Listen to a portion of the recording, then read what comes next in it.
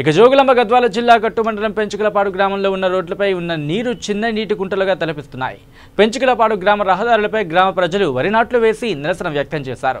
గ్రామస్తులు మాట్లాడుతూ గ్రామంలో ఉన్నవారు రహదారులు మొత్తం ఇలా తయారు కావడంతో ప్రజలు ఇబ్బందులు పాలవడం జరుగుతుందని అన్నారు.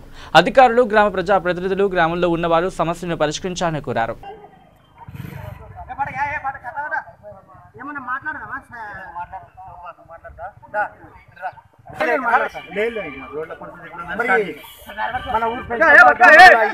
ఈ రోడ్ల పరిస్థితులు ఇట్లా ఉన్నదనుకో మరి ఈ ప్రభుత్వం నిర్లక్ష్యం వలన ఇట్లా జరిగింది.